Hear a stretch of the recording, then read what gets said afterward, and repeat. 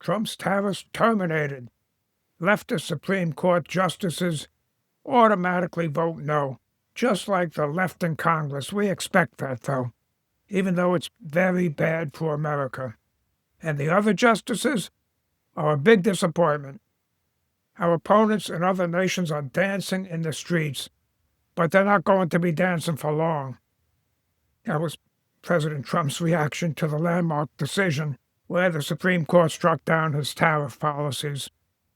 They ruled that these policies exceeded the executive authority granted by Congress under this IEEPA statute, this International Emergency Economic Powers Act.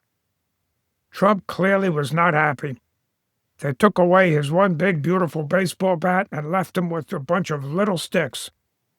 The ruling represents a major setback for Trump's aggressive agenda, no doubt about it.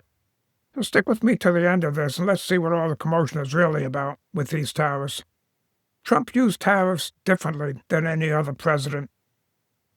He linked his tariffs, or the threat of tariffs, to foreign policy.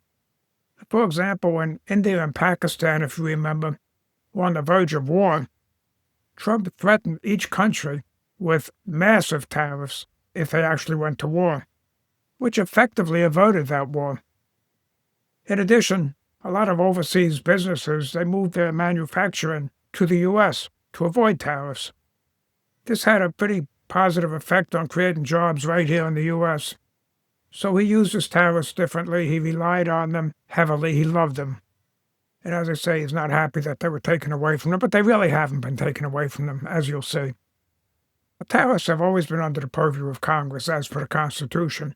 But Congress can and has delegated certain trade powers to the executive branch through statutes like this IEEPA. It's really for emergency situations, and that's really the problem.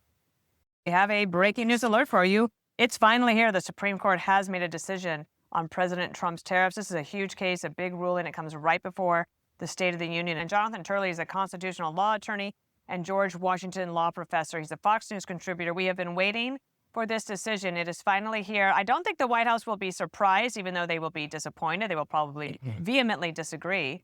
But this is at least definitive, it sounds like, Jonathan, from the Supreme Court, that this was not allowed. It is indeed. And this is what some of us predicted. This was a case where the administration was at a disadvantage. IEEPA does not refer to tariffs. And tariffs are a big deal under the Constitution. It's a critical form of revenue that is left to Congress. And I thought that the administration did a terrific job in front of the Supreme Court. But Roberts and others clearly view this as a tax that rests with Congress. Now, there's a lot of runway still for the administration. We have to really get into this opinion, into some of the weeds, to see if it is perspective only, but also the administration has other tools in its toolbox. It can actually impose tariffs under other statutes. So this night is hardly over for the administration when it comes to tariffs. So at the heart of the case was the interpretation of IEEPA's language, which empowers the president during declared national emergencies to investigate, regulate, prohibit, etc., basically anything with regard to any property that any foreign country has an interest in. But it has to be a national emergency. Let's go ahead and bring in former Deputy Assistant Attorney General John Yoo. John, you're watching this breaking news with us. Huge ruling this morning, going to have worldwide impacts, and the president has said a ruling like this is really going to hurt the economy. When Congress said the president can regulate, quote unquote, regulate economic relations with another country. Notice here in the opinion, the court does not touch the question when they're in the national emergency. So that part of the president's power is still preserved. The part that's been narrowed, of course, as the others have said, is the word regulate does not include the power to impose a tariff. That doesn't mean the president can't do this in the future. There are other trade laws which explicitly delegate from Congress to the president the ability to impose tariffs. The thing that President Trump has to do, which he didn't do these tariffs, remember, he did these worldwide at once for all products. Yep. Essentially, court is saying you have to go back to the drawing board and you have to do it country by country. Individual countries have to be shown to be engaged in unfair trade practices or have to be shown to be a national security threat. Actually, President Trump could turn around tomorrow and start the process of reimposing tariffs. He doesn't need new legislation from Congress. There are a bunch of federal statutes. They go by fancy terms like Super 301 and Section 232. There are a bunch of existing trade laws. In fact, President Trump can use IEEPA itself.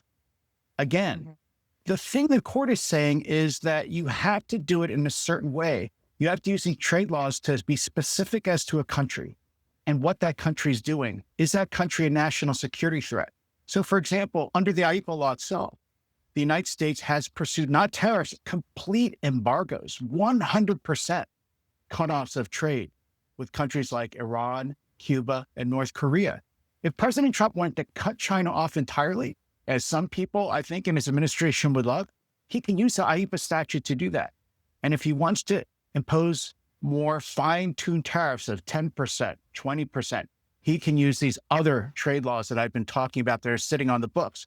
By the way, those were the laws that President Trump used in his first term, when, if you might remember, he launched a trade war with China. He imposed tariffs on other countries. So the majority determined that this phrase, regulate, prohibit, etc., does not encompass the imposition of tariffs, which are fundamentally revenue-raising taxes rather than regulatory controls. Taxes will be under Congress, regulatory controls will be under the president. So Chief Roberts, who authored the majority opinion, said that tariffs are distinct from other IEEPA-authorized actions like embargoes, like quotas, because tariffs, involve monetary extractions that are in Congress's territory. So basically, tariffs are taxes, not regulatory controls, and as such, they lie squarely within congressional powers. The dissent, on the other hand, led by Justice Kavanaugh and joined by Thomas and Alito, contended that the term regulate, etc., does include tariff as a tool to regulate imports. Kavanaugh argued, and this is important, he argued that the majority's ruling was wrong when it comes to foreign affairs, where deference to the president is always higher, and he warned that this ruling probably doesn't even constrain future tariffs under other statutes. That's key. Leaves the door open for Trump. The ruling's immediate impact is profound, though. It invalidates the broad 10% global tariffs and the country-specific tariffs imposed under the IEEPA statute, potentially required refunds of over $200 billion collected since 2025. To who? I don't know. Other nations? U.S. companies? Did these companies pass the cost on to consumers? Again, I don't know. What I do know is that it's going to be a mess for the foreseeable future. Because when it comes to the issue of refunds, the court was as clear as mud. Now, this decision could also add $2 trillion to our national deficit over a decade. So what are President Trump's options moving forward? Well, despite the setback, and it is a setback, President Trump retains several avenues to pursue his tariff agenda, using different statutes that actually provide clearer presidential discretion, which President Trump said he will not hesitate to use, no surprise.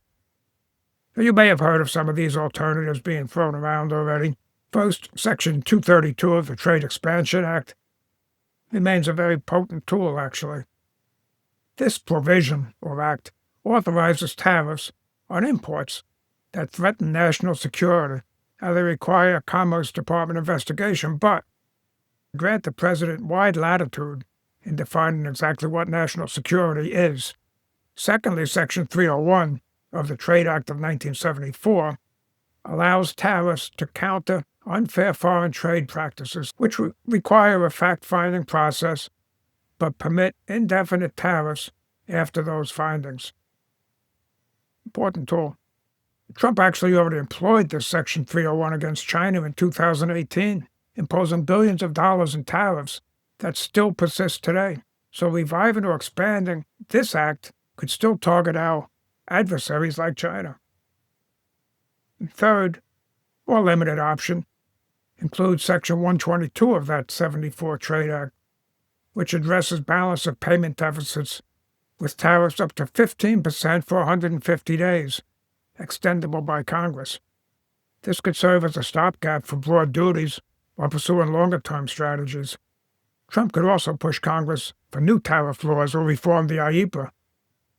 But as you and I know, with rhinos and a divided Congress, this is unlikely.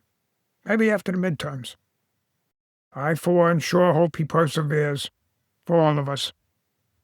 And you know what? Knowing Trump, he probably will. Hey, thanks for stopping by O'Reilly's Corner. I hope you enjoyed being here as much as I've enjoyed having you. Please hit the like and subscribe button on your way out the door, and I'll see you next time. I'm Mike O'Reilly.